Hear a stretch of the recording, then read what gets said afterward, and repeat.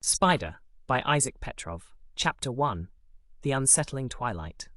The sun dipped below the horizon, its golden glow fading into streaks of violet and deep indigo. Willows Edge, a town known for its charm and sleepy ambience, found itself bathed in the cool embrace of dusk. The street lamps flickered on one by one, casting long, thin shadows that stretched lazily across cobblestone paths. A gentle autumn breeze rustled through the leaves, sending a whisper through the narrow streets. Everything appeared peaceful, but something about this evening felt wrong. Lena Grant tightened her jacket around her shoulders as she walked home from the town's library, a stack of books balanced in her arms. Her auburn hair, usually left wild and untamed, was tucked into a loose ponytail, a habit she'd formed when she needed to concentrate. Despite her focus on the books, her mind was consumed by something else, something strange and persistent. The webs. They had appeared gradually over the past few weeks. At first, they seemed like the work of ordinary spiders, their silk clinging to street signs and lampposts in the chilly autumn air. But these weren't just ordinary spider webs. They were massive, spanning alleyways and draping eerily over rooftops. They shimmered under the streetlights with an unusual iridescence, as though woven from something far more unnatural than mere silk. Lena had encountered them frequently during her walks. Some stretched across entire streets overnight, forcing people to cut through back alleys to get home. Others wound around tree trunks in impossibly intricate patterns, their radial symmetry hypnotic in the dim glow of the lamps. No one in town spoke much about them, dismissing them as the result of an unusually active spider population. But Lena's gut told her something wasn't right.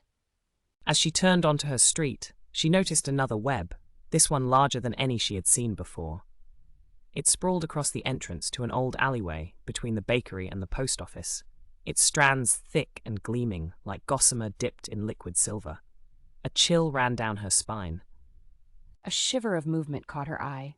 She froze. Something big, skittered across the shadows at the edge of the web.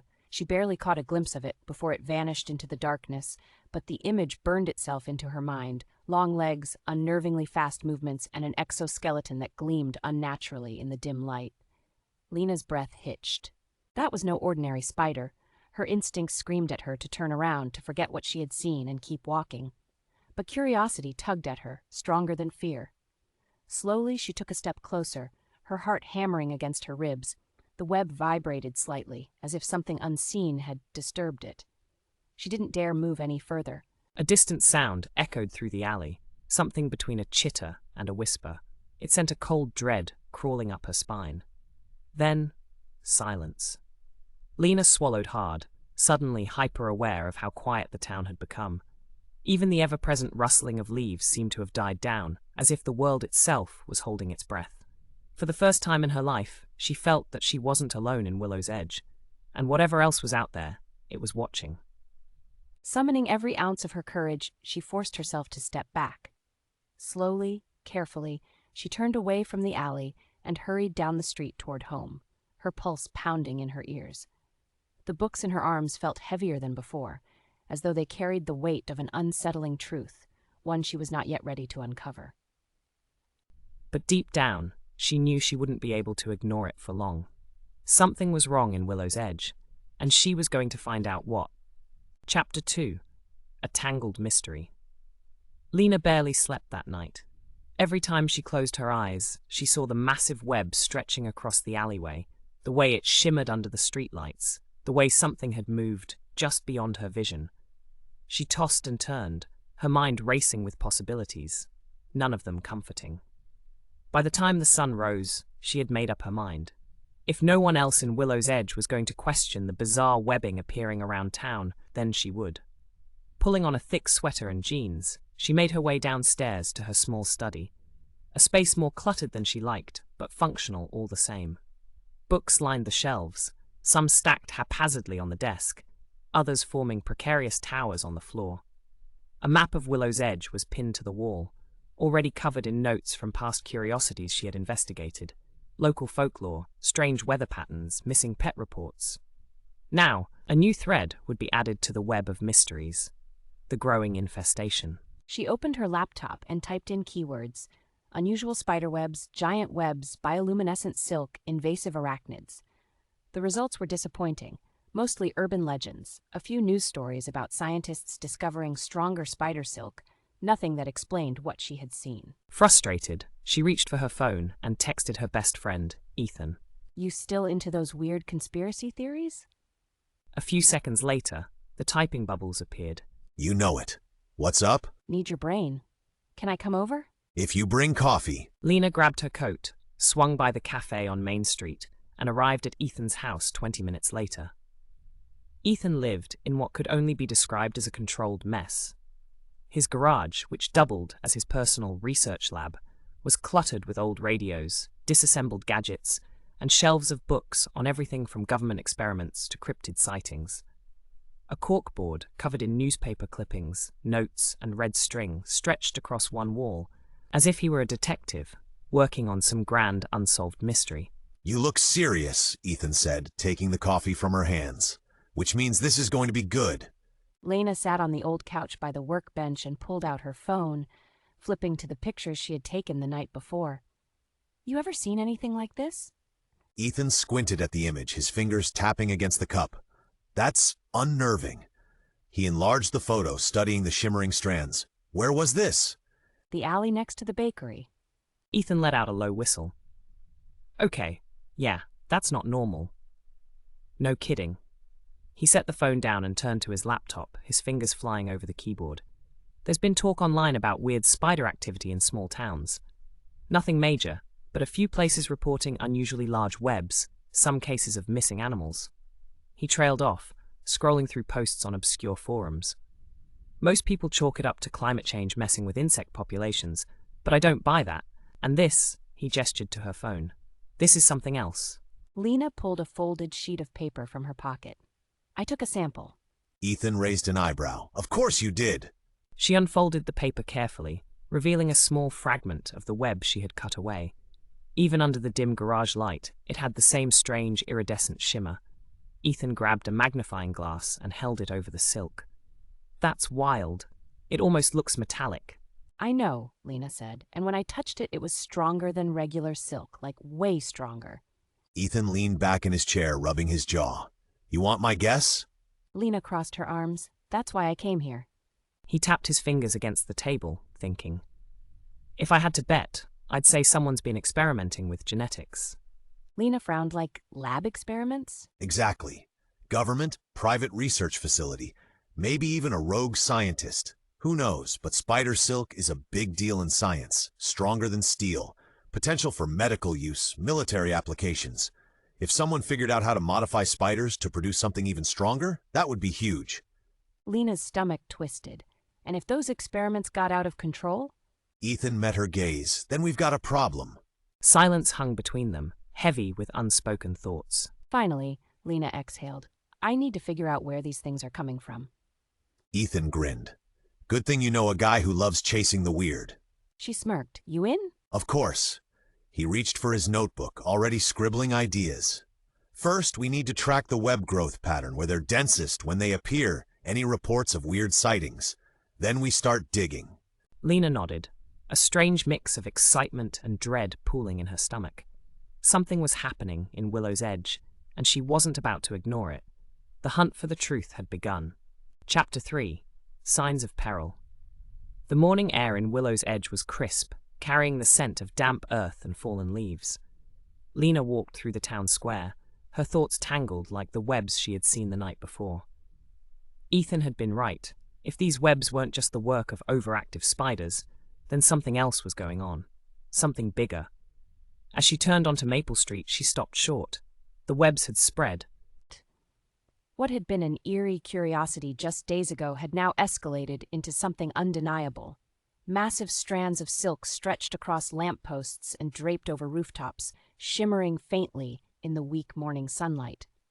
Some buildings had been completely overtaken, their windows hidden behind thick, sticky layers. The alley where she had seen movement the night before was now completely impassable, barricaded by a dense, silver webbing. A small crowd had gathered near the bakery, murmuring in hushed, uneasy voices. Lena hurried over, squeezing past a few elderly townsfolk. "What's going on?" she asked. Mrs. Calloway, the baker's wife, wrung her hands. "Something isn't right," she muttered, shaking her head. "These webs weren't here yesterday." A younger man, probably in his early 20s, crossed his arms. "And I heard Mr. Alcott's dog went missing last night. Just vanished. No tracks, no nothing." Lena's stomach tightened. Missing pets? That wasn't a coincidence. Then, from the far side of the street, a shriek rang out. Everyone turned. A woman stumbled out of her front yard, clutching her arm. Her face was pale, eyes wide with terror. "It bit me!" she cried. Lena ran toward her, barely processing what was happening. "Let me see." The woman hesitated, but then shakily extended her arm. 2 puncture marks stood out stark against her skin, a slow trickle of blood oozing from the wounds. "A spider bite." Lena felt a cold wave of dread wash over her. "This isn't normal," she whispered. "Normal?" Mrs. Calloway repeated, voice high-pitched with fear. "Lena, we've lived here all our lives, and we've never seen anything like this. It's like the whole town's getting swallowed up in these things." Lena didn't respond. Her gaze was locked on the woman's wound, and for the first time, she noticed something strange. The skin around the bite was shimmering. Not in a sweaty sheen, but in a faint, iridescent glow. Just like the webs. A sinking feeling formed in Lena's stomach. Something was very, very wrong. By noon, the town was in a state of panic. Reports of more missing pets had spread. A few shopkeepers closed early, and people hurried through the streets, avoiding the increasingly invasive webs stretching across storefronts and alleyways. Lena had seen enough. She pulled out her phone and dialed Ethan. "Meet me at my place, now." Ethan arrived within minutes, looking both intrigued and slightly concerned. "I take it things got worse?" Lena nodded, pacing in her living room. "People are getting bitten, and Ethan, something's off about the bites. They glow." His eyebrows shot up. She grabbed her notebook from the coffee table and flipped it open, showing him a rough sketch of the webs, the spider she had glimpsed, and notes about the bite victim. "We need more information," she said, "and I think we both know where we have to look." Ethan sighed, running a hand through his hair. "The woods?" Lena nodded. The Whispering Woods. It was the only place that made sense. The deeper part of the forest, just outside Willows Edge, was off limits to most people. Rumors circulated for years about strange happenings there, flickering lights, animals disappearing, unnatural silence. If these creatures weren't just some freak mutation of nature, then someone, had created them. And if there was even the slightest chance that those stories about a hidden facility were true, then that was where they would find answers. Ethan exhaled. "All right, let's do this." Lena looked out the window at the town, now draped in creeping silver threads. They were running out of time. Chapter 4. Gathering Forces. Lena knew that heading into the Whispering Woods alone would be reckless. If the situation was as dangerous as she suspected, she and Ethan needed backup, people who could help them uncover the truth and, if necessary, fight back. That meant assembling a team. The first person she thought of was Cecil Brooks. He was a retired pest control expert, known for his no-nonsense attitude and his knowledge of all things creepy and crawly. If anyone could help them understand what they were dealing with, it was him. Lena and Ethan made their way to Cecil's house on the edge of town. His property was small but well kept, the kind of place where everything had its purpose. A collection of insect traps and old equipment cluttered his garage, and the faint smell of pesticide lingered in the air. Cecil answered the door with a raised eyebrow. "Lena, Ethan, what's all this about?" "We need your help," Lena said, not bothering with pleasantries. "It's about the webs." Cecil sighed, rubbing the bridge of his nose. "I was afraid you'd say that." He stepped aside, letting them in. Inside, the place was like a cross between a naturalist's workshop and a survivalist's bunker. Jars of preserved insects lined the shelves, and a row of old books covered everything from arachnology to chemical repellents. "I've seen them too," Cecil admitted as he poured himself a cup of coffee. "They're not natural. Spiders don't spin silk like that." Lena leaned forward. "Then what's causing it?" Cecil took a slow sip.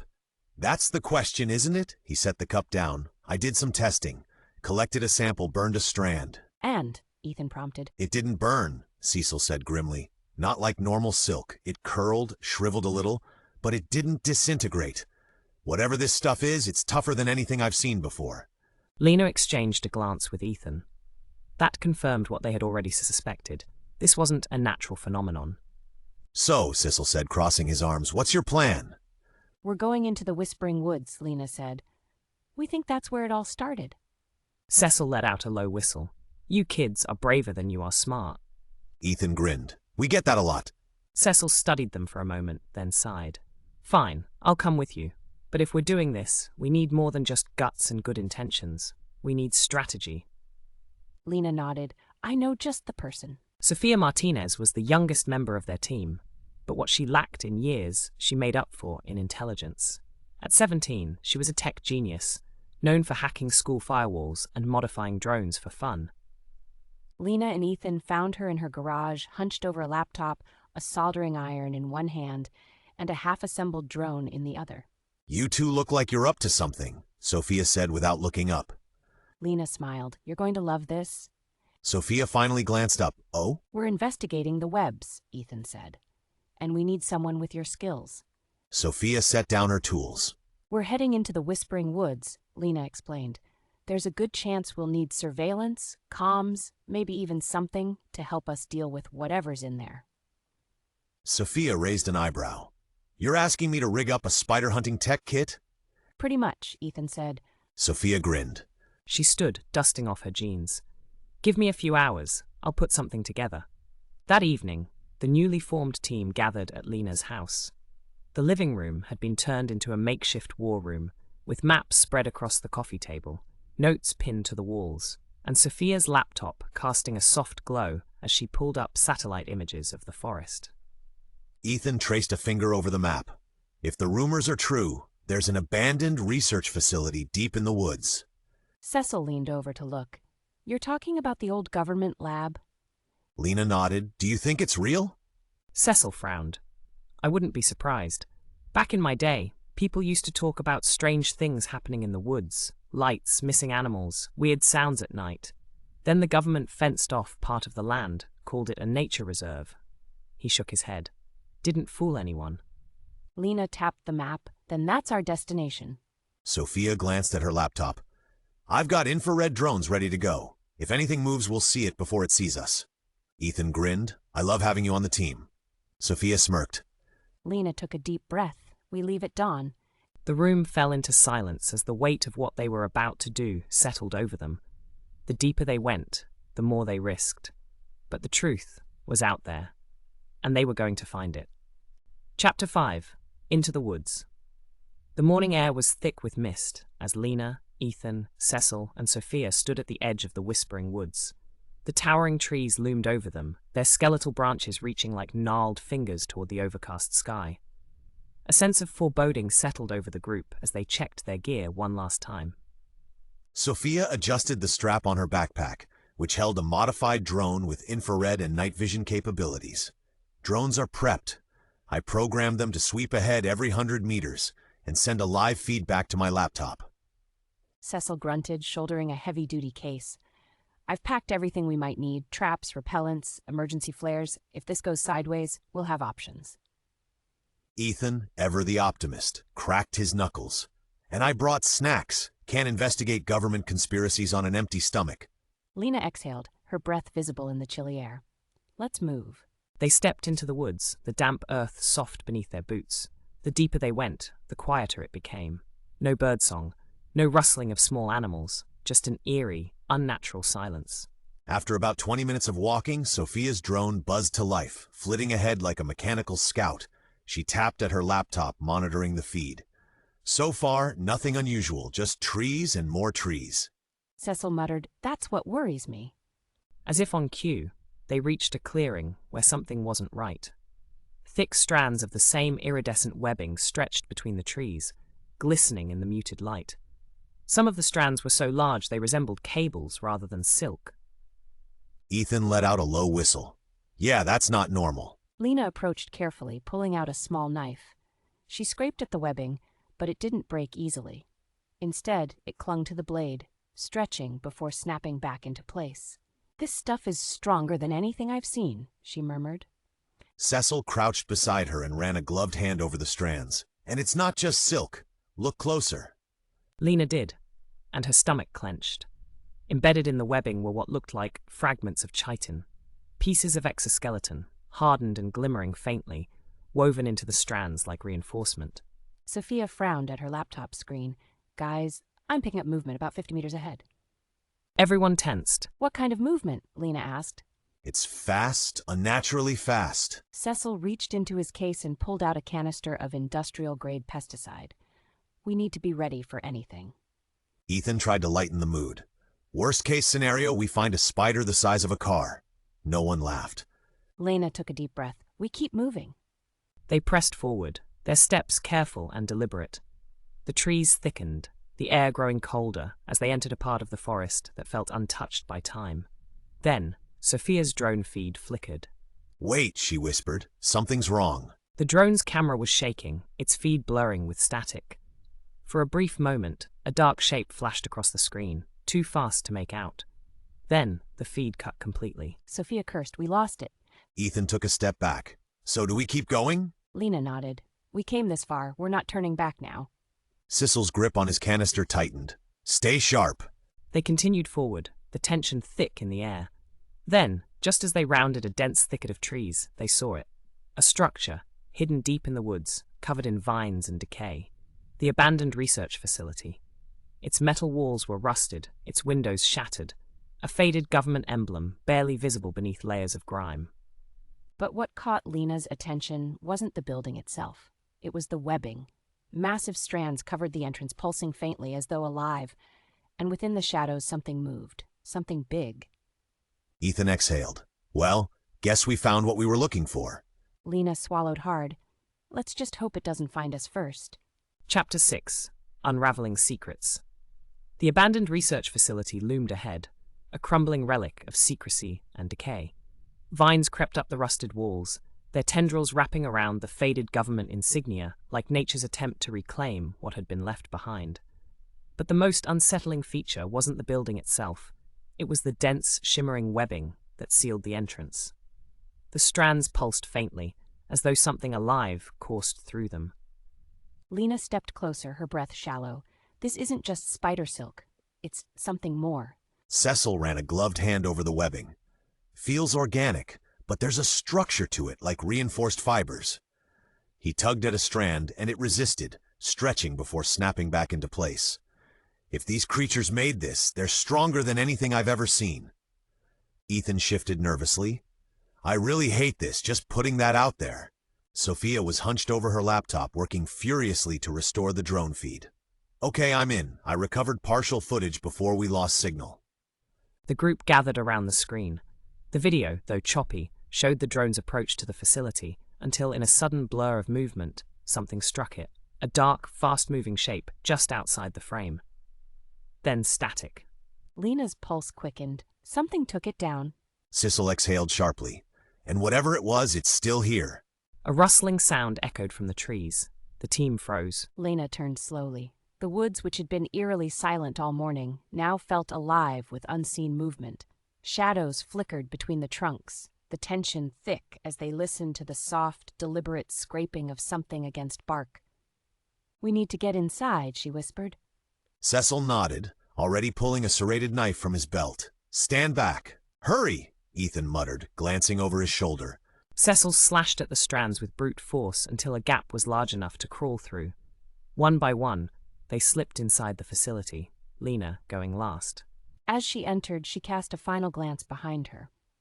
In the distance, just beyond the trees, she saw it. A silhouette, tall, angular, and disturbingly still, watching. Then the door slammed shut behind her. Inside, the facility smelled of rust, mildew, and decay. Dust motes floated in the dim light filtering through broken windows. Papers were scattered across the floor, some yellowed with age, others torn beyond recognition. Sofia pulled out a flashlight and swept it across the walls. The place was in ruins, but faint traces of its past remained. Lab equipment overturned, rusted filing cabinets, shattered computer screens. Lena spotted a row of locked metal cabinets. She jiggled one, but it didn't budge. Help me get this open. Ethan produced a crowbar from his backpack, because of course he had one, and wedged it into the seam.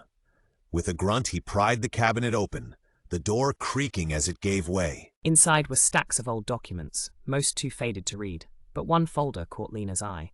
It was marked in red ink, Phase 9, Arachnid Project. She grabbed it and flipped it open, scanning the contents. The documents were covered in scientific jargon, but one phrase jumped out immediately. Genetic augmentation for size and cognitive adaptation. Test subjects proved highly resilient. Synchronization achieved beyond expectations. Containment concerns remain unresolved. Her stomach tightened. This wasn't just a science project. They were modifying them, making them bigger, smarter. Cecil peered over her shoulder. They lost control. That's why they shut this place down. Sofia frowned at the documents. Synchronization? What does that mean? Lena's fingers traced the words on the page. I don't know, but if they were worried about containment, she turned to the others, dread settling over her. Then this place might not be abandoned after all. A sudden clicking sound echoed from deeper within the facility. Ethan's grip on the crowbar tightened. Tell me that was just a pipe settling. The sound came again, closer this time, rhythmic, measured. Lena's pulse pounded. We're not alone. Sofia's flashlight flickered as she turned toward the hallway, leading deeper into the lab. The beam caught something at the edge of the darkness, something that glistened as it moved. Then the clicking turned into a low, chittering sound, and from the shadows, something stepped forward. Chapter 7. The Battle Begins. The creature that emerged from the shadows was unlike anything they had ever seen. Its body was angular and covered in a chitinous exoskeleton that shimmered faintly with the same iridescent sheen as the webs outside. It stood nearly as tall as a person, its multiple limbs clicking against the concrete floor as it moved forward with unnerving precision. Lena's breath caught in her throat. That's impossible. The creature's eyes were cold, reflective, and unblinking. It tilted its head slightly, as if studying them, and then it opened its mandibles, releasing a low, chittering sound that echoed through the empty facility. Back up! Slowly, Cecil whispered, raising the canister of industrial-grade pesticide he'd brought along. What if it attacks? Sofia's hands trembled as she aimed her flashlight at the creature. Ethan's grip on his crowbar tightened. Then we fight! The creature moved again, scuttling closer, its limbs clicking in a rhythmic, unnerving pattern. Lena could see the muscles flexing beneath its exoskeleton, the raw power in its movements. This thing wasn't just a predator, it was an apex predator, designed for dominance. Cecil didn't wait for it to make the first move. He pressed down on the nozzle of the canister, spraying a fine mist of pesticide into the air. The creature hissed, its limbs jerking back as the chemical cloud washed over it. But instead of retreating, it reared up, mandibles clicking furiously. Run, Lena shouted. They bolted down the hallway, their footsteps echoing as they ran deeper into the facility. The creature gave chase, its legs scraping against the concrete with terrifying speed. This way! Sofia shouted, leading them into a side room and slamming the door shut behind them. Cecil jammed a metal pipe against the door handle, bracing it shut. The creature crashed into the door with enough force to rattle the hinges, and they could hear its mandibles scraping against the metal, searching for a way in. We can't stay in here, Ethan panted. It'll break through eventually. Lena looked around the room, her mind racing. It appeared to be an old observation chamber, with large reinforced windows that looked out into an adjacent lab. A control panel was set into the wall, covered in dust. If we can get the containment system back online, it might trap these things inside the lab. Sofia's eyes lit up. Cecil frowned. Assuming the system still works after all these years. It's worth a shot, Lena said. Sofia, can you figure it out? I'll try. She wiped dust from the control panel, her fingers flying over the buttons as she attempted to restore power. The room's lights flickered, and the hum of machinery vibrated through the walls. The creature outside let out a furious hiss, its mandibles scraping harder against the door. Hurry, Ethan urged. I'm bypassing the main circuits, almost there. Sofia muttered, sweat beading on her forehead. Suddenly, the control panel beeped, and a series of status lights flickered to life. Sofia grinned. I think I got it! She pressed a button, and the reinforced windows slid open, revealing the lab beyond. Large mechanical arms descended from the ceiling, each ending in a nozzle marked Emergency Containment Phase 9. Cecil's eyes widened. Those are high-pressure chemical dispersers. They must have been designed to neutralize anything dangerous in the lab. Lena's heart pounded. We need to lure that thing inside. Ethan hesitated. And how do we do that without getting ourselves killed? Lena grabbed a heavy wrench from the nearby workbench and moved toward the door. I'll get its attention. When it comes in, Sofia, activate the containment system. Are you crazy? Ethan hissed. We don't have time to argue, Lena shouted. She yanked the door open just enough to hurl the wrench down the hallway. It clanged loudly against the floor, echoing through the facility.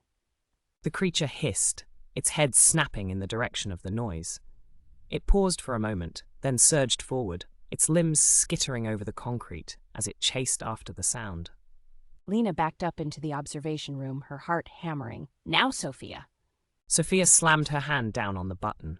The reinforced windows slammed shut, sealing the creature inside the lab. The mechanical arms whirred to life, spraying the room with a thick, translucent mist. The creature thrashed wildly, its limbs flailing as the mist coated its exoskeleton.